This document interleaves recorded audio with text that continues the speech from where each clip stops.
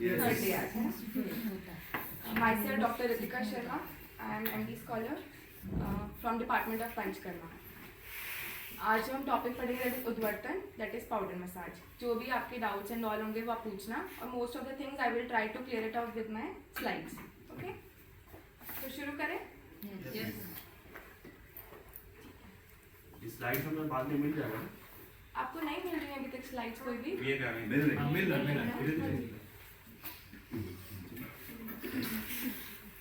First of all introduction, क्या होती है ये? So the procedure of massaging the whole body below the neck with medicated powder in a direction opposite to the orientation of hair follicles with some pressure is called उद्वर्तन।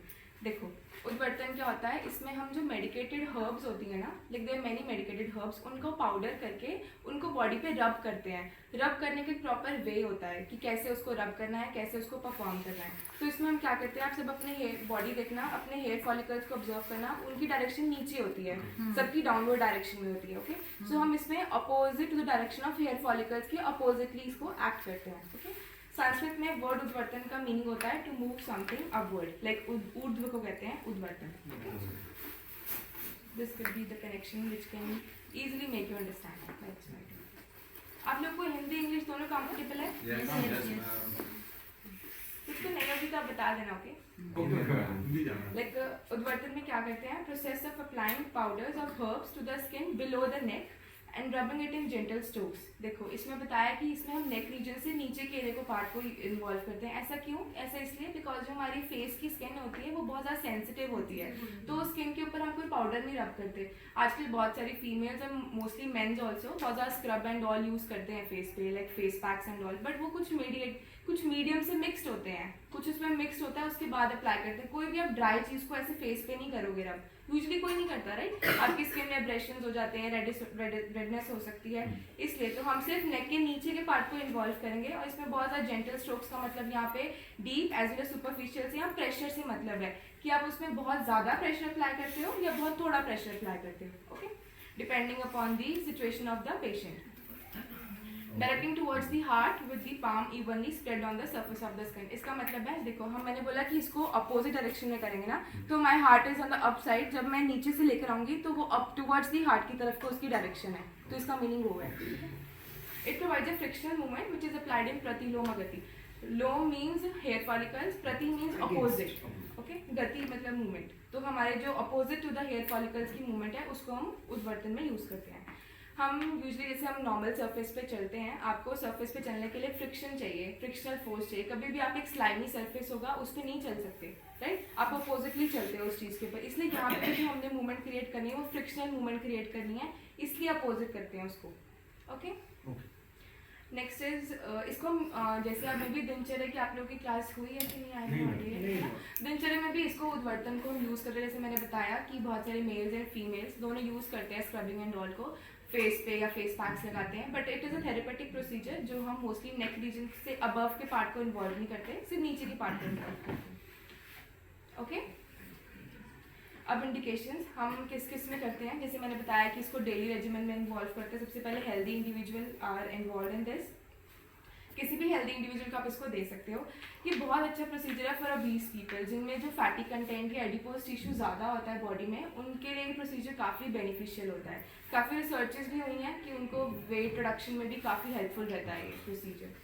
High cholesterol and triglycerides, किसी की body volume is normal, BMI is normal, लेकिन still उनका TG raised है, cholesterol raised है, तो उस condition में भी आप कर सकते हो। अदर देन दैट कोई सिस्टेमिक डिसऑर्डर ना हो, लाइक कोई हाइपरटेंशन या फिर in case of heart disease, उसमें ना करके आप बाकी सिर्फ अगर कोलेस्ट्रॉल TG रेज्ड है तो उस कंडीशन में भी पेशेंट को ये परफॉर्म कर सकते हैं। PCOS इंड्यूस्ड ओबेसिटी, PCOS होता है polycystic ovarian syndrome. It is very common in womens nowadays. जिन विमेन्स को ओबेसिटी की वजह से PCOS होता है उस कंडीशन में भी इनको करना चाहिए। एक्सेसिव स्वेटिंग, मोस्टली आप नोटिस करना जो 20 पीपल होते हैं या बहुत सारे विदाउट ऑल्सो, उनको बहुत ज़्यादा स्वेटिंग होती है, तो स्वेटिंग को भी लिक्विफाई करने के लिए it is very much important. High cholesterol triglyceride था, हाँ जी, क्या उसमें कम हो सकता है ये करने से? हाँ जी, काफ़ी रिलीफ मिलता है। Thank you. मैंने बोला साथ में कोई एसोसिएटेड कोई सिस्टेमिक डिसऑर्डर नहीं होना चाहिए। अगर सिर्फ cholesterol triglycerides are increase, you can go for it. अब कॉन्ट्राइंडिकेशन किस किस में, ऐसे तो हम इसको बहुत सारे, आई लेट यू नो कि लाइपोमा, आई होप आप लोगों ने सुना हो, लेकिन इट्स अ बिनाइन ट्यूमर होता है, उसमें लिपिड की एक जगह जैसे गांठ नहीं बन जाती है ना, उस कंडीशन में भी कर सकते हैं। लेकिन वो रिकमेंड नॉर्मल पीपल को क्यों नहीं करना चाहिए, क्योंकि यू डोंट नो कि वो जो गांठ है वो लाइपोमा की वजह से ही है, कि उसमें फैटी कंटेंट ही एब्जॉर्ब वो है उधर, मतलब वो फैटी कंटेंट की वजह से ही उसमें ट्यूमर है। आपको पता होना चाहिए ना, उसके लिए एग्जामिनेशन करना जरूरी है, इसलिए मैंने वो मेंशन नहीं किया। अदरवाइज लाइपोमा के केसेस हो, बिनाइन ट्यूमर हो, उसमें भी कर सकते हैं, क्योंकि वो चीज़ अगर गांठ से फैटी कंटेंट की वजह से वहाँ पे इनकलकेटेड है ना, तो उसको मेल्ट कर सकता है। Okay, I let you know how it works. Contraindication किस किस में फर्स्टली नहीं करते, कोई भी प्रोसीजर वैसे mostly open wounds and Burns में नहीं करते। ऑलरेडी आपको जगह पे जख्म हुआ है, बर्न हुआ है, अब उसके ऊपर और पाउडर रब करोगे तो वो और बढ़ेगा, एग्जैजरेट करेगा कंडीशन को। Okay, dry skin condition, udvartan itself is a very dry form, हम ऑलरेडी पाउडर यूज कर रहे हैं, वो बहुत ज़्यादा ड्राई फॉर्म है, तो आप उसके ऊपर ऑलरेडी किसी की ड्राई स्किन है उसके ऊपर रबिंग करोगे तो इट डजंट वर्क, तो उसमें नहीं करेंगे। Active bacterial and fungal infection, in cases of कोई भी आपको इन्फेक्शन है due to bacteria, due to fungus, not only udvartan, कोई भी प्रोसीजर आप उसमें नहीं करोगे। आई थिंक सभी डॉक्टर्स आपको एक्सप्लेन कर रहे हैं कॉन्ट्राइंडिकेशन में कि जब इन्फेक्शन हो तो उसमें नहीं करना है, क्योंकि वो उसकी जो नॉर्मल टेंडेंसी होगी उसको एग्जैजरेट कर देगा प्रॉब्लम को, तो it will increase. In pregnancy, mostly जो 9 months ऑफ प्रेगनेंसी होते हैं मोस्टली अप अराउंड 7 days, उसमें अपना नॉर्मल मेटाबॉलिज्म चलता है प्रेग्नेंट लेडी का, baby foetus everything, so normal condition में आप उसको हैम्पर नहीं करते, इसलिए प्रेग्नेंट वुमेन को आप ये नहीं रिकमेंड करोगे। इन्फेंट्स, एज आई टोल्ड कि इन्फेंट्स को आप सबके घर में होंगे या सबने ऑब्जर्व किया है, सबको हम मालिश करते हैं, उनको मसाज करते हैं विद ऑयल, वो भी बहुत ज़्यादा लाइट ऑयल यूज़ करते हैं, उनके बेबी ऑयल सेपरेट होके, उन पर हम कभी पाउडर नहीं रब करते, उनकी स्किन तो हमसे भी बहुत ज़्यादा सेंसिटिव होती है, राइट, तो इन्फेंट्स में नहीं करेंगे। टू द इमैसिएटेड, इमैसिएटेड का मतलब होता है थीन, लीन, थिन एंड वीक, ऑलरेडी जो बहुत ज़्यादा वीक है इंटरनली, और अगर आपको लगता है कि उसकी सिर्फ गेस्चर देख के आप BMI देख के नहीं जस्टिफाई करो, आप उनकी हिस्ट्री लेके पता करो कि वो कैसे हैं, उनका टॉलरेंस पावर कैसा है, with the history taking also आप बहुत कुछ पता कर सकते हो, राइट। तो अगर वो इमैसिएटेड है, वीक है, उस प्रोसीजर को वो हैंडल नहीं कर सकता, तो उस कंडीशन में भी इसको नहीं करेंगे। हाइपर सेंसिटिविटी एंड एलर्जी, बहुत सारे पेशेंट्स होते हैं, लाइक मेरा हाइपर सेंसिटिविटी रिएक्शन किसी चीज़ के लिए अलग होगा, आप लोगों का अलग होगा, हर person it varies to vary, okay, it varies person to person. तो किसी भी पेशेंट को आप करने से पहले ज़रूर उससे पूछो कि उसको किसी चीज़ से एलर्जी तो नहीं है, कभी उन्होंने उद्वर्तन लिया हो या नहीं भी लिया हो, तो वो किसी पाउडर से एलर्जिक तो नहीं है, इन केस वो हैं तो don't do this procedure on them. After body detoxification and purification procedure of panchakarma, like panchakarma में मेन 5 कर्म होते हैं, आई थिंक उसमें से 1 कर्म आपको कल बताया, दैट इज नस्य। सो उनमें से जितने भी, जैसे इंड्यूस वॉमिटिंग है, वमन है, विरेचन है, आपको जितना भी हमें भी फर्दर आपको बताएंगे फर्दर लेक्चर्स में। सो पंचकर्मा का कोई भी प्रोसीजर हो रखा है, उसके बाद हम इस प्रोसीजर को नहीं करते, लाइक कल नस्य हुआ ना, तो उसके इमीडिएटली बाद आप इस प्रोसीजर को परफॉर्म नहीं करोगे। On the same day, other day you Yeah, can other day you can do, not on the same day. Indigestion का पेशेंट ऑलरेडी उसको फूड डाइजेस्ट नहीं हुआ है, जब उसका प्रोसेसिंग ऑफ डाइजेशन ही इम्पेयर है, उसका metabolism is not so strong, so उस टाइम पे भी हम इस प्रोसीजर को होल्ड पे रखेंगे, इस प्रोसीजर को परफॉर्म नहीं करेंगे, ठीक है। मैम हाइपरटेंशन पेशेंट को लिए दे सकते हैं हम लोग? नहीं सर, मेरे हाइपरटेंशन पेशेंट को आप पहले उसका बीपी को नॉर्मल करो, उसके बाद यू कैन डू ना विद मेडिकेशन, अगर रहे पेशेंट विद मेडिकेशन, अगर उनका बीपी नॉर्मल रहता है तो आप उनका प्रोसीजर कर सकते हो। रिक्वायरमेंट्स, क्या क्या आपको रिक्वायरमेंट्स चाहिए, ये आप लोगों ने सबने देखी होगी। हमें सबसे पहले द्रोणी चाहिए, ऑब्वियसली हम प्रोसीजर कहाँ परफॉर्म करेंगे, so we need a specialised table for that, तो दैट इज द्रोणी। नेक्स्ट हमें बोल्स चाहिए, मिनिमम ऑफ 250 ml कैपेसिटी, ज़्यादा भी ले सकते हो आपको उसमें पाउडर को रखने के लिए, जो मेडिकेटेड हर्ब का पाउडर है उसको स्टोर करने के लिए, स्पून स्टर करने के लिए, उसको हिलाने के लिए, pans to warm them, heat करने के लिए आपको पैन्स चाहिए। Hot water facility, hot water किस लिए चाहिए, ताकि आफ्टर प्रोसीजर आप इसमें पेशेंट को स्टीम बाथ भी दे सकते हो, हॉट वाटर बाथ भी दे सकते हो, तो उसके लिए पहले आपके पास ट्रायल हॉट वाटर अवेलेबल हो। Soft towel, usually soft towel use करना है, जितना भी पाउडर है उसको बाद में वाइप ऑफ करने के लिए, एक्स्ट्रा पाउडर जो है after the procedure. Gloves optional है, इन केस पेशेंट को या फिर अटेंडेंट को या फिर थेरेपिस्ट है उसको प्रॉब्लम है, कोई कम्युनिकेबल डिजीज़ है या कोई स्किन में कोई भी ऐसे रिएक्शन है उनकी स्किन में, तो for your safety do wear gloves. Apron, because already powder बहुत ज़्यादा डस्टी फॉर्म होती है ना, तो एप्रन ज़रूर वेयर करें इस प्रोसीजर को करते हैं, तो आपके सारे क्लोथ्स थोड़े उसमें लग जाएगा पाउडर। मैन पावर यूजली हम 2 थेरेपिस्ट यूज करते हैं, one on the one side of the body and other on the other side of the body, synchronised way से पैरेलली इसको परफॉर्म करते हैं। जैसे अभ्यंग करते हैं ना हम दोनों तरफ से, वैसे Same same with process. The same but with the different techniques. ये पाउडर है वो तेल है। राइट। गैस स्टोव में रिएक्शन आप कुछ भी यूज कर सकते हो, आपने हीट करना है, यू कैन यूज एनीथिंग। अब हम मोस्टली किस पाउडर्स को यूज़ करते हैं? मोस्ट कॉमनली हम त्रिफला पाउडर को यूज़ करते हैं, एंड दैट इज त्रिफला चूर्ण। उसमें जो तीनों की वो रेशियो है वो 1:1:1 रहेगी। आमले की रीत की भी पिक्चर रखते हैं। हम इसमें ऑयल अभी हम भी करेंगे, बट हम सारे जितने आपको मैनेवर्स सब जो डॉक्टर ने फर्स्ट डे बताए वो सारे मैनेवर्स नहीं करने हैं, सिर्फ थोड़ा सा अप्लाई करना है। In further slides I let you know how. और इसमें जो मोस्ट कॉमनली यूज़ करते हैं, हम सेसमे ऑयल भी यूज़ कर सकते हो, ऑलिव ऑयल भी यूज़ कर सकते हो। इन केस पेशेंट को कोई हिस्ट्री है of slight of pain and all, तो जितने भी वाथर आपको तेल बताए हैं, धनवंतरम तेल है, महानारायण तेल है, उसको भी यूज़ कर सकते हैं। But best one is sesame और olive oil, you can use, easily available and effective too. Pre procedure, कोई भी प्रोसीजर करने से पहले सबसे पहले क्या करना है? तो सबसे पहले फिटनेस असेसमेंट। आप सबसे पहले आपके पास पेशेंट आ रहा है, आपने कैसे जज करना है कि उसको हम ये प्रोसीजर कर सकते हैं कि नहीं। Observe for any infection and fever, कि पेशेंट को कोई फीवर तो नहीं है या कोई इन्फेक्शन तो नहीं है, तो ऑब्वियसली इस प्रोसेस को फिर होल्ड पे रखेंगे। ओके। उसके बाद मॉनिटर दी वाइटल्स, आप ब्लड प्रेशर को चेक करो, पल्स रेट, रेस्पिरेटरी रेट, इन सबको एक बार रिकॉर्ड करो। इन केस आपके पास अवेलेबिलिटी नहीं है, आपको ब्लड प्रेशर देखना नहीं आता है, आपके पास नहीं है, तो आप पेशेंट से हिस्ट्री जरूर लो कि कभी उनकी ऐसे हिस्ट्री रही है कि उनको ब्लड प्रेशर रेज होता है या अप एंड डाउन, तो be concern to that patient. अगर रहता है हाई तो बी केयरफुल, उस कंडीशन में फिर अवॉइड करना पड़ेगा। पथ्य हार्ट का मतलब है अवॉइड हर्जेस। आपने पेशेंट को बिफोर प्रोसीजर पहले से कहना है कि वो जितने भी उसके डेफिकेट बॉवल है या फिर नेक्चुरेशन है उसको डेफिकेट करके आए, पहले से अपना पेट खाली करके आए, बॉवल को एम्प्टी करके आए। कि यूजली हर प्रोसीजर में पहले से, क्योंकि ऑन द टाइम जब आप प्रोसीजर कर रहे हो, इन केस पेशेंट कहता है कि नहीं मुझे बॉवल जाना, मुझे वॉशरूम जाना है कुछ, तो वो डिफिकल्टी पेशेंट के लिए भी रहती है और अटेंडेंट है उनके लिए भी रहती है। नेल पर ओरली यूजली हम इसको एम्प्टी स्टमक करते हैं। इन केस पेशेंट ने खाना खाया हो तो मिनिमम 2 आवर्स का गैप बीच में ज़रूर हो, उसके बाद you can perform. Counselling, Orient the patient regarding the procedure, duration, benefits. आप कोई भी प्रोसीजर करने से पहले आप उसको ज़रूर बताओगे कि ये प्रोसीजर में क्या होने वाला है, कैसे होगा और उसके बेनिफिट्स क्या है। लाइक अभी मैं बता रही हूँ तो मैं आपको ओरिएंट कर रही हूँ, राइट। तो काउंसिल प्रायरली इसको काउंसिल ज़रूर करें कि इस प्रोसीजर में होगा क्या क्या। नेक्स्ट इज अभ्यंग। अभ्यंग के लिए मैंने आपको बोला कोई भी ऑयल आप सिलेक्ट कर सकते हो, मोस्टली आप सेसमे ऑयल को यूज़ करते हैं। अब प्री प्रोसीजर में अपने हर्बल पाउडर को हीट करना है। आपको बताया था कि ऑयल को आप डायरेक्टली हीट नहीं करते, उसको इनडायरेक्टली हीट करते हो, ठीक है। लेकिन इन केस ऑफ पाउडर आप उसको डायरेक्टली हीट कर सकते हो। Like take a round bottom vessel, आप कढ़ाई ले सकते हो उसके लिए जिसका ओपन माउथ हो, ओके। बहुत स्मॉल, जैसे जिनका small big pant but small mouth हो, ऐसा नहीं, ताकि आपको दिखता रहे। और आपने इसको बहुत लाइट फ्लेम में हीट करना है। अगर आप इसको फुल फ्लेम में मिक्स करोगे ना तो ये बर्न हो जाता है बहुत जल्दी। पाउडर बहुत ज़्यादा ड्राई है तो वो बहुत जल्दी बर्न कर जाएगा। और जब मैंने बताया था पीछे हमें स्पून चाहिए, पैंट्स चाहिए, इसलिए चाहिए कि इसको कॉन्स्टेंटली स्टर करते रहना, नहीं तो ये बहुत जल्दी बर्न करेगा। जब हम हैंड्स ऑन ट्रेनिंग करेंगे ना तो विल शो यू। समझ आया यहाँ तक? ठीक है। प्रोसीजर में हम क्या करेंगे? सबसे पहले will ask the patient to undress to minimum clothes. Obviously clothes के ऊपर ये प्रोसीजर परफॉर्म नहीं हो सकता, जितने मिनिमम क्लोथ्स में ही can. And then ask the patient to lie down supine position. अभी तक आप लोगों को पोजीशंस का पता लगा? सुपाइन पोजीशन, तो ये कौन सी पोजीशन है? Supine position. हम मोस्टली इस प्रोसीजर को 4 मेन प्रोसीजर्स में पोजीशंस में करते हैं। फर्स्ट ऑफ ऑल पेशेंट को सुपाइन पोजीशन में लटा के, फिर लेफ्ट लेटरल बताना, बाएं करके, प्रोन पेट के बल, and then the right lateral, that is यहाँ राइट। और देख सकते हो आप सिंक्रोनाइज्ड वे से therapist one on the one side and other on the other side, दोनों एक ही साथ एक ही रिदम में करना है। हाँ, रिदम में करें। और आपकी मोस्टली जो हैंड्स की पोजीशन है वो ऐसे होनी चाहिए, like it should be like this, और ऊपर की तरफ कोई फोर्स करना है।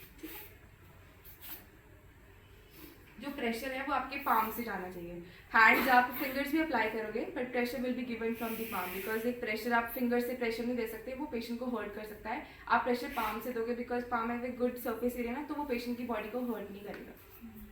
ये छाती में जो बाल रहता है वो तो एक तरफ तो नहीं रहता है, चारों तरफ रहता है, तो उसकी सबसे एंटी क्लॉकवाइज जैसा। हाँ सर, मैंने बताया था कि जब किसी को ऐसे बहुत ज़्यादा हेयर्स हैं, आपको लगता है कि बॉडी मोस्टली डायरेक्शन डाउनवर्ड्स ही होती है, वो due to we wear clothes and everything, तो उसकी डायरेक्शन इन केस पेशेंट के बहुत ज़्यादा हेयर्स है, बॉडी हेयर्स, तो आप उसको ट्रिम ऑफ करने के लिए बोलो। बिकॉज अगर एक्सेसिवली हेयर्स होंगे तो आपको बाल तोड़ जैसे बहुत कॉमन है, फॉलिकुलाइटिस होने के चांसेस बढ़ते हैं, तो वो आगे मैं प्रिकॉशन में बताऊँ कि मोस्टली आपने उनको ट्रिम ऑफ करने के लिए कहना है।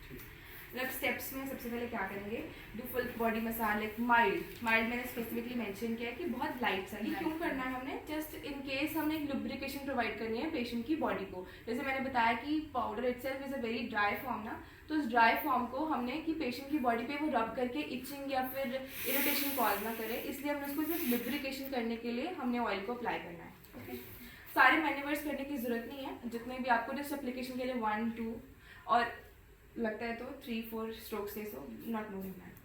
ना पोर द हर्बल पाउडर, जो हमने हर्बल पाउडर हीट किया है उसको पोर करना है बॉडी के ऊपर, rub it with maximum tolerable pressure movements. जैसे मैंने बताया ना कि हर किसी का वेरी करेगा, हर किसी का टॉलरेबल प्रेशर इज डिफरेंट। एक सटल सा टॉलरेबल प्रेशर हर किसी के लिए एक आपको आना चाहिए कि आप बहुत ज़्यादा उसको विगरसली भी रब ना करो और बहुत ज़्यादा जेंटली भी ना करो। अगर क्योंकि थोड़ा रब तो आपको स्ट्रोक्स देने पड़ेंगे डीपली, नहीं दोगे तो उसका इफेक्ट इतना आपको नहीं दिखेगा। If patient skin is sensitive, then mix the powder with warm sesame oil or olive oil for making its paste. Then drop this. देखो इसमें क्या है, इसमें बताया कि अगर पेशेंट की स्किन आपने उस पर हर्बल ऑयल अप्लाई किया, उसका आपने उसको हर्बल पाउडर को पोर करके उसको रब किया। इन केस पेशेंट कहता है कि मेरी स्किन में मुझे इरिटेशन हो रही है या ब्रेशंस लग रहे हैं, कुछ भी वो कहता है, कोई सेंसिटिविटी का कोई भी एक्शन देता है आपको, तो आपने वो पाउडर लेना है, उसमें ऑयल मिक्स करना है, जो भी ऑयल आप यूज़ कर रहे थे ना अभ्यंग के लिए, फिर वो थोड़ा सा लिक्विड जैसा पेस्ट बनेगा, बहुत थिक भी नहीं बनाना, बहुत लिक्विड भी नहीं, solid semi solid type paste बना के उस पेस्ट को फिर पेशेंट की बॉडी पे रब करना है। In case patient tells about कि आफ्टर ऑयल एप्लीकेशन ऑल्सो मुझे सेंसिटिविटी हो रही है पाउडर से, क्योंकि हर कोई अपनी बॉडी पे पाउडर नहीं लगवा सकता, सो फॉर दैट पर्पज, ठीक है। बहुत कम पेशेंट्स होते हैं, मोस्टली हर कोई टॉलरेट करता है, इन केस कोई नहीं करता, so have the precautionary act. We need to move our hands from feet to thigh and hands to shoulder. ये जस्ट मैंने बताया कि जब आपने अपवर्ड डायरेक्शन में आना है ना, तो जब अपने लेग्स पे आओगे तो आप अपने फीट से थाई की तरफ जाओगे, और जब हम अपने हैंड पे देखेंगे तो will go from the hand to the shoulder. For hip movement जब हम बैक पे करेंगे तो from thighs to the lower back, क्योंकि अपवर्ड डायरेक्शन है ना, इसलिए जनरली हम डीप स्ट्रोकिंग देंगे। मैंने बताया कि प्रेशर आपको देना ही पड़ेगा, नहीं तो उससे इतना इफेक्ट नहीं मिलेगा, तो वो प्रेशर एक सटल सा होना चाहिए, बहुत ज़्यादा विगरसली नहीं करना है। When the pressure is to be given in small area, thumb may also be used। देखो मैंने यूजली आपको बताया कि हम इस हैंड की पोजीशन को यूज़ करते हुए, लेकिन लाइक हमारे काफ रीजन हैं या हमारे सिर्फ थाइज हैं और हमारा सिर्फ बाइसेप्स ट्राइसेप्स का leg, उसमें आप थम्स भी यूज़ कर सकते हैं।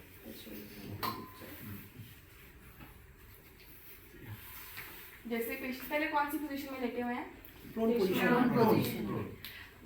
तो हमने पहले पाउडर को पोर करना है, पोर करने के बाद जब उसको प्रोन पोजीशन में लटाना है, तो आप काफ रीजन में ऐसे भी अपवर्ड डायरेक्शन में थंब के प्रेशर से भी यूज कर सकते हो। काफ का वॉल्यूम इतना ज़्यादा नहीं होता है, सो इट कैन बेयर कि आप उस प्रेशर से वहाँ पे अप्लाई कर सकते हो। बट हाँ, अगर हम फुल बॉडी बोलें, because thighs and stomach and the upper part still is having the much of body fat, so उस कंडीशन में आप हैंड भी यूज करोगे। पोजीशन बताइए, डोंट गेट कंफ्यूज। हाँ, तो बर्तन कहाँ से हम स्टार्ट करते हैं, यूजली हम लेग्स से स्टार्ट करते हैं इसको, लेग्स के बाद हम आर्म्स, फिर अपर आएंगे, chest, abdomen and then to the back and gluteal region. Like हम will start with the front and with the back.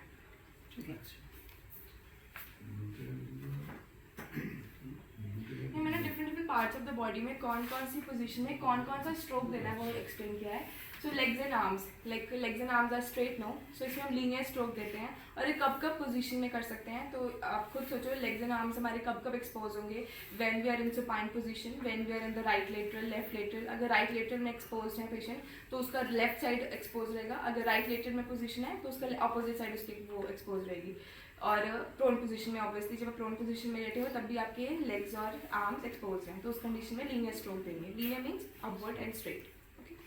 Next है सोल्स, बिकॉज सोल्स में हमारे कोई भी hair follicle is not present, तो वहाँ पे आपने रबिंग मसाज ही करना है to and fro, like this is it my sole, then go and rubbing. Hands में या हैंड्स दोनों हमारे सुपाइन एंड प्रोन पोजीशन में रहेंगे, तो इसमें हम सर्कुलर स्ट्रोक्स देंगे, because these have joints also in that, वो करेक्ट करते हैं हमारे रिस्ट को हमारे फिंगर से, तो मोस्टली राउंड, लाइक अभ्यंग में भी आप लोगों ने किया था, with fingers you can go with the straight push and with the joints circular. Mostly this area don't have any kind of fatty content और वो, बट बहुत सारे पेशेंट्स को आप ऑब्जर्व करना, उनको स्वेटिंग बहुत ज़्यादा होती है हैंड रीजन में, so for that purpose you can do. Shoulders में मोस्टली हमें आपको एक्चुअली डॉक्टर ने एक्सप्लेन भी किया होगा, कोई भी जॉइंट हमारा पार्ट है, joint is made up of 2 bones mostly, mostly connectivity of 2 bones के साथ। आप किसी बोन को ऐसे रब नहीं करते, क्यों नहीं करते? आप उसकी जो प्रॉपर एनाटॉमी है ना उसको डिस्टर्ब नहीं करोगे, इसलिए वहाँ पे राउंड और सर्कुलरली करते हैं। So circularly both could be done, clockwise and anti clockwise. सब टायर्ड हो गए हैं? Chest and abdomen. सर एक लंबी सी ब्रीथ ले लो, अपने आप को एक्टिव कर लो। आ गई। मेरे क्वेश्चन आ रहा है। हाँ जी। जिन लोगों का हाथ और पैर में स्वेटिंग होता है, तो उन लोगों को क्या वो सिर्फ हाथ और पैर में देना पड़ेगा? हाँ सर दे सकते हैं, हैंड्स एंड स्वेटिंग के लिए। आई डोंट स्वेटिंग आना अच्छी बात है। Excessive sweating are not good, sweating are is good, excessively नहीं। आपने जैसे कहा मोटे लोग में ज़्यादा आते हैं। नहीं, मैंने आपने एक्सप्लेन भी किया कि कुछ लीन थिन में भी ज़्यादा आ सकता है। It's not only about the metabolism की मोटो में आएगा, दूसरों में भी आ सकता है, बोथ। ओके, तो उसका कुछ कारण होगा जो ठीक साइज में भी है but still like this sweat? Obviously, they must be having some kind of problem in the metabolism. Maybe their metabolism excessively doing work जो नहीं करना चाहिए। कुछ तो कुछ deformity definitely will be there, तभी हो रहा है। तो उनमें करना है? हाँ, उनमें कर सकते हैं। कर सकते हैं। नेक्स्ट इज, अब सब एक्टिव है? Yes. ये अच्छा हो गया है ना? Next is chest and abdomen. जब आप ऑब्वियसली चेस्ट और एब्डोमेन हमारा anterior part of the body है, ठीक है, तो आप उसमें सुपाइन पोजीशन पे लटा के उसको कर सकते हो, इट्स वेरी ऑब्वियस। आप इसमें लीनियर स्ट्रोक्स भी दोगे और सर्कुलर भी दोगे। लाइक चेस्ट एंड एब्डोमेन में आप दोनों को इन्वॉल्व करते हो, आप लीनियरली भी आओगे, आप सर्कुलरली भी करोगे with both the hands. Will show you in the hands, ठीक है। क्लॉकवाइज भी, एंटी क्लॉकवाइज भी। आई थिंक ड्यूरिंग अभ्यंग आपको बताया होगा कि आप जब अभ्यंग स्टमक या एब्डोमेन एरिया पे करते हो, आप उसको क्लॉकवाइज करते हो, because you, but for the powder it doesn't have any kind of that precaution you have to take. आप प्रॉपर्ली सर्कुलर स्ट्रोक्स करोगे तो आप क्लॉकवाइज भी करोगे, What is the cause anti-clockwise behind? भी करोगे। Only in clockwise direction. What is the cause behind? Like, Colon, colon. Yeah, Colon, our I see. intestine is in the like that direction, na? So we just make the movement in that way. Ascending Because and descending. oil has a हाँ, tendency ठीक, ठीक। to absorb inside the body. Okay, वो through the pores हमारे उसकी सूक्ष्म गुण की वजह से oil वो हमारी body के pores में it can absorb it. But powder don't have any kind of that वो, तभी तो हम उसको rub कर रहे हैं और प्रेशरली कर रहे हैं कि जो हमारी स्किन के नीचे की जो फैटी लेयर है, okay, because skin have 7 layers, उसके नीचे की जो फैटी लेयर है, जो कनेक्टिव टिश्यू की लेयर है, वो हमने एडिपोज टिश्यू की जो लेयर है उसको लिक्विफाई करना है, तो उसके लिए आपको प्रेशर देना पड़ता है। बट पाउडर की कोई टेंडेंसी नहीं है कि वो आपकी बॉडी में एब्जॉर्ब हो, ठीक है। सो प्रेशर के साथ एब्जॉर्ब कराना है, तो इसलिए आप इसको क्लॉकवाइज भी कर सकते हो और एंटी क्लॉकवाइज भी कर सकते हो। और जैसे स्टमक स्पेशली एब्डोमेन, तो तो लीनियर मोशन लिया तो सेंटर से लैटरल भी ले सकते हैं कि नहीं, अपवर्ड्स ही जाना है, अपवर्ड्स साइडवेज नहीं जाना। sideways because opposite to the hair follicles, no, so upwards Oh, only. अच्छा, So we can't do it. Usually बहुत सारे लोगों के hairs is not on the stomach region, but still in case we have to वो momentum वही create करना है। Trunk is the part from this to this below the neck and above the waist. So इसमें supine lateral prone position, इसको linear stroke, मतलब कि chest abdomen पे आपने separately किया, फिर एक full stroke लेना है आपको, ठीक है। Next is the back is the prone position में obviously वो expose रहेगी, तो उसमें linear stroke करेंगे। Next picture. Practical में clear है। Avoiding the vertebrae. Yeah, Sides. mostly pressure not to the vertebrae, so spinal anatomy. जैसे इसमें पाउडर गर्म करके पोर कर रहे हैं ना, so with this ऐसे पोर करना है पेशेंट को करने से पहले, ऑयल अभ्यंग करने के बाद pour it like this. Mostly जितने मैंने आपको स्ट्रोक्स बताया, अगर आप उसको सबको करोगे आपको 3 to 5 मिनट्स हर एक बॉडी पार्ट को लगेंगे, तो totally 30 to 45 minutes you can cover for full body part, living the neck region, above the neck region. आप सबको करोगे तो it will take about 30 to 45 minutes for you. Number of days कितनी देर करना है? 7 to 14 डेज मोस्ट पैरली है। अगर इन केस आपको लगता है, जैसे मैंने बताया कि ओबेसिटी में आपने इस प्रोसीजर को परफॉर्म करना है, किसी को लाइपोमा है उसमें कर सकते हो, स्वेटिंग है, पीसीओएस है, यू कैन डू दैट। अगर आपको लगता है कि 1 day 2 day, I can't say कि 3 days में पेशेंट को रिलीफ मिलेगा, लेकिन हाँ 7 days में यू कैन ऑब्जर्व कि पेशेंट को रिलीफ मिलेगा। आप उसका वेट फर्स्ट डे चेक करो, उसके जो पैरामीटर्स हैं फर्स्ट डे चेक करो, and after treatment you can आप अपनी आइज से भी विजुलाइज कर सकते हो कि नहीं, पेशेंट का जो फैटी कंटेंट है वो एब्जॉर्ब हो रहा है, वो रिड्यूस हो रहा है। We have seen, so I can से।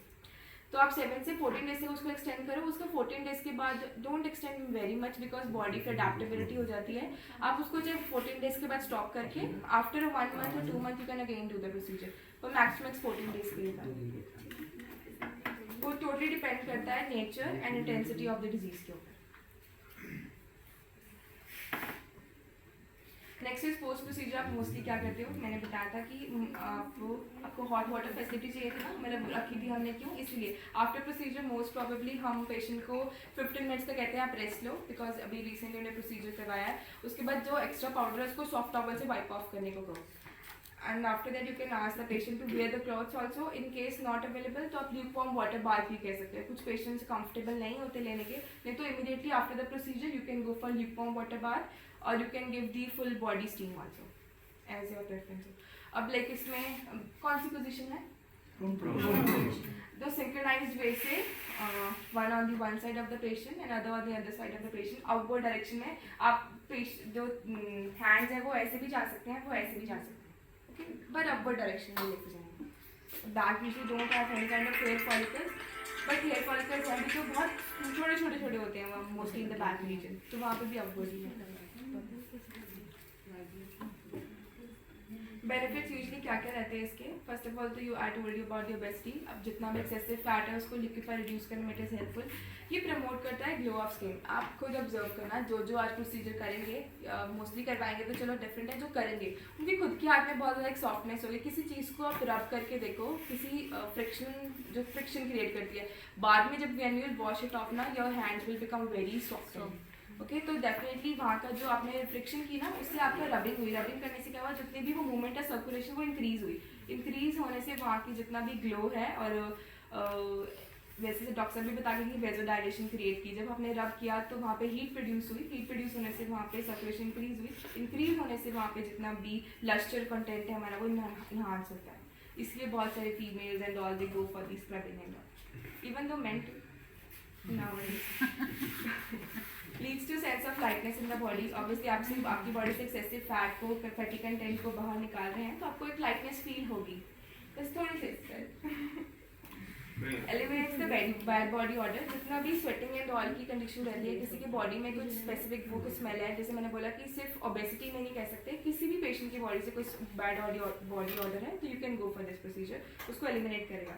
Relieves the muscular fatigue, the same condition जैसे मैंने बताया कि आप किसी चीज़ के ऊपर रब कर रहे हो, आपकी बॉडी के ऊपर हर बात में muscles are there, like your triceps, biceps, bracket, बहुत सारे मसल्स हैं, मसल कंटेंट है, जब वहाँ पे रबिंग करोगे ना, रबिंग करने से वहाँ का जो सर्कुलेशन है वो इंक्रीज होगा, तो अगर आपकी मसल्स फटीग्ड होंगी, थकी हुई होंगी, तो उनको भी एक न्यूट्रिशन प्रोवाइड होगा, तो वहाँ पे भी वो मस्कुलर फटीगनेस को भी रिड्यूस करता है। पैरालिसिस में मैम कर सकते हैं, but ma'am you have to जज की patient is efficient enough to get this procedure. मतलब किसी पार्ट में मतलब हाफ पार्ट में ऐसे हेमीप्लेजिया होता है, हाँ उसमें कर सकते हो, but with very much of carefulness. किसी पेशेंट को हेमीप्लेजिया के साथ कोई और भी एसोसिएटेड कंप्लेंट्स है उसमें नहीं, इसलिए मैंने पैरालिसिस। मैडम सीवीए के दौरान वेरी बिग बहुत कुछ आता है उसमें।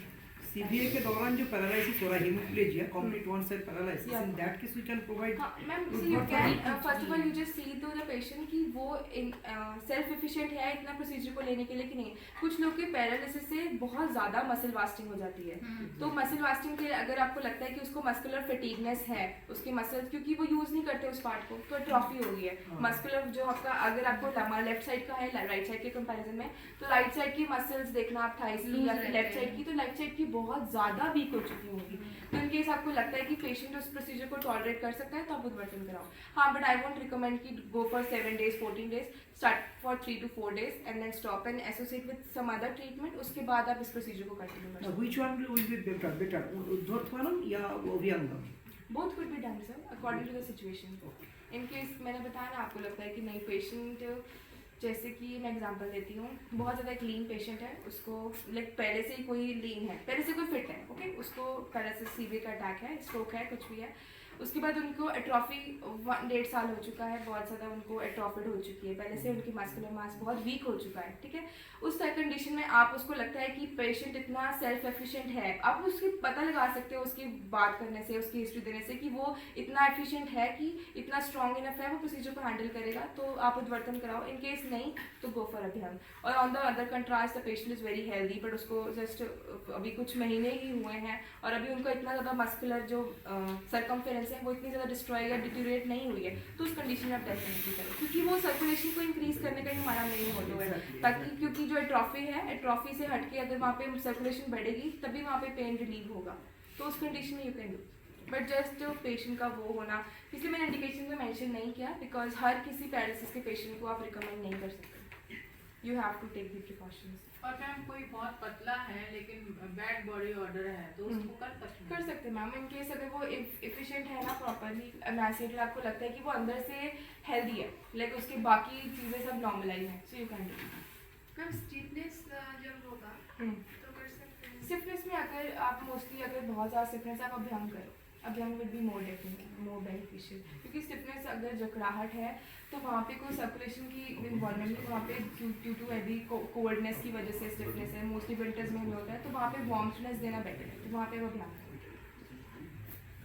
Increase the stability of the body, obviously excessive fat को बाहर निकालेंगे, सेंस ऑफ लाइटनेस देगा, तो आपको एक स्टेबिलिटी भी प्रोवाइड करेगा बॉडी पे.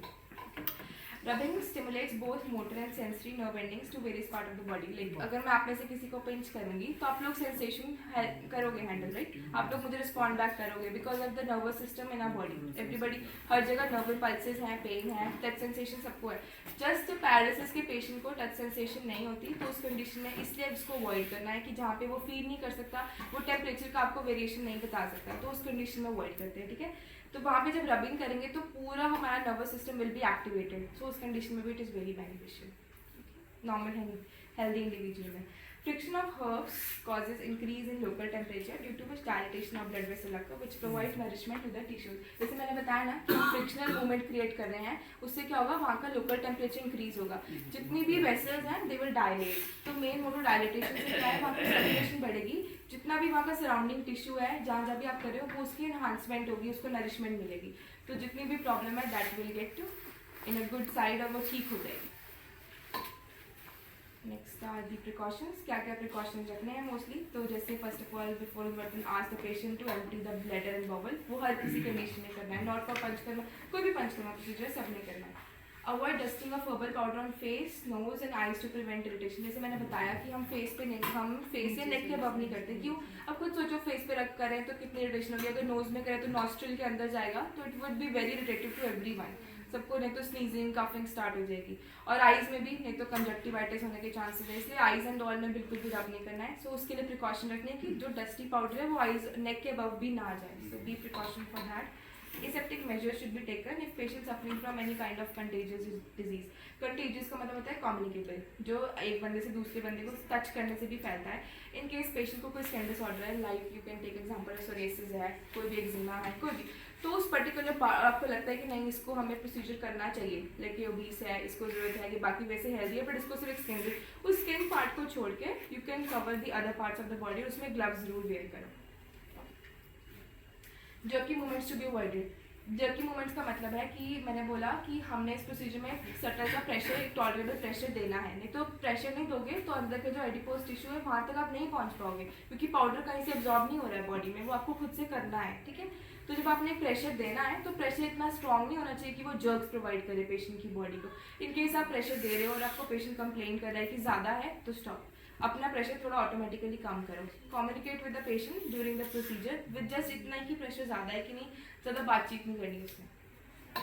Tender area should be avoided for उद्वर्तन. टेंडर एरियाज का मतलब होता है कि मैंने, आप लोग बहुत सारे पेशेंट से ऑस्टियोआर्थराइटिस का पेशेंट है, किसी भी चीज़ का आर्थराइटिस का पेशेंट है, आप उसको टच करो ना वहाँ पे उसको बहुत ज़्यादा पेन होती है, तो that is called as tenderness कहते हैं उसको. तो पेशेंट के केस में ऐसा हो सकता है, कभी उसको मान लो मुझे ज़रा सा हिट हुआ तो मेरे वहाँ पे तब तो मुझे पेन नहीं हुई, बट आफ्टर 2-3 डेज मुझे वहाँ पेन हो रही है, तो it will revive of automatically. But अगर वहाँ पे पेन है ना तो उस जगह में फिर आप उद्वर्तन को परफॉर्म मत करो, दूसरे पार्ट्स पे करो, उस एरिया को छोड़ दो, क्योंकि ऑलरेडी वहाँ पे पेन है और वहाँ पे फिर और रबिंग करोगे तो वो फिर एग्जैजरेट करेगी कंडीशन को, तो उस कंडीशन में नहीं करना है. कॉम्प्लिकेशंस क्या क्या, अगर प्रॉपरली प्रोसीजर को परफॉर्म नहीं करेंगे तो क्या क्या कॉम्प्लिकेशंस आ सकती हैं. First of all redness of skin. आप किसी भी चीज़ के ऊपर, मैंने बताया ना, ड्राई स्किन के ऊपर करोगे तो रेडनेस होने के चांसेस ज़्यादा बढ़ते हैं. ड्राइनेस हो सकती है, आप ड्राई स्किन के पेशेंट के ऊपर और ज़्यादा हर्बल पाउडर को इन्वॉल्व कर रहे हो, परफॉर्म कर रहे हो, तो वो ड्राइनेस और कॉज कर सकता है, ठीक है? फर्स्ट डिग्री एब्रेशंस भी हो सकते हैं. अगर आपने प्रॉपर वे से प्रोसीजर को परफॉर्म नहीं किया, टू एंड फ्रो रबिंग करी, तो वो जो पाउडर है वो स्किन के सर्फेस को रब कर करके वहाँ पे एब्रेशंस क्रिएट कर सकता है. तो इसलिए डबल वाली टू एंड फ्रो मूवमेंट नहीं करनी, अपवर्ड डायरेक्शन ही रखनी है, प्रतिलोम गति. नेक इरिटेशन इट कुड कॉज, जैसे सर का क्वेश्चन था हेयर रूट डैमेज, किसी के बहुत ज़्यादा हेयर फॉलिकल्स होते हैं, एक्सेसिवली हेयर्स होते हैं, तो आप डेफिनेटली उनको बोलो कि 1 इंच या 2 इंच तक उसको ट्रिम ऑफ करके आए। विदाउट ट्रिमिंग आप उस पेशेंट के अगर करोगे ना प्रोसीजर, तो वो आपको तो लग रहा है कि वो हमने, क्योंकि हेयर्स को न्यूट्रिशन नहीं देना, हमने उसकी नीचे की लेयर को न्यूट्रिशन देना है, नरिशमेंट प्रोवाइड करनी है, तो हेयर रूट डैमेज होने के बहुत ज़्यादा चांसेस रहते हैं, जिससे आप सब बाल जोड़ कहते हैं, folliculitis, that is the hair follicle infection, तो वो होने के चांसेस बढ़ जाते हैं। तो उस कंडीशन में आपने पेशेंट को कहना है कि अपने एक्सेसिव हेयर्स को ट्रिम ऑफ करके आए। Next is the skin rash. Skin rashes भी हो सकते हैं, मोस्ट कॉमनली स्किन के ऊपर कर रहे हो तो it can cause rashes, and the last one is folliculitis, that is the hair follicle infection. Thank you guys, पक्का मजा आया? लास्ट वाला क्या बोले? पूरा साइक्लोन था। फॉलिकुलाइटिस समझ आया आप सबको? स्पीड में बहुत अच्छा आया। मेरे को अभी फटाफट टाइम कम है ना, थैंक यू सो मच। हाँ जी, हाँ जी। पहले पूरा ऑयल मैसेज करने के बाद ये करना चाहिए। हल्का हाँ सा जी, यस, डुप्लीकेशन देनी है सर, वो अपने सेफ साइड के लिए डुप्लीकेशन, मतलब थोड़ा, प्री थोड़ा, प्रोसीजर, थोड़ा, ज़्यादा नहीं। थोड़ा in case patient say about की नहीं सेंसिटिविटी है कि तो आप उसमें वो पाउडर थोड़ा मिक्स और भी ऑयल अप्लाई करके फिर कर सकते हो, पर आपने डुप्लीकेशन देनी ही देनी है, विदाउट डुप्लीकेशन नहीं करना है। सेफ साइड रहता है ना कि पेशेंट की स्किन इतनी सेंसिटिव नहीं, कुछ की होती है कुछ की नहीं होती, कुछ विदाउट उसके भी टॉलरेट कर सकते हैं, बट स्टिल आप उसको लिब्रिकेट करोगे ही करोगे।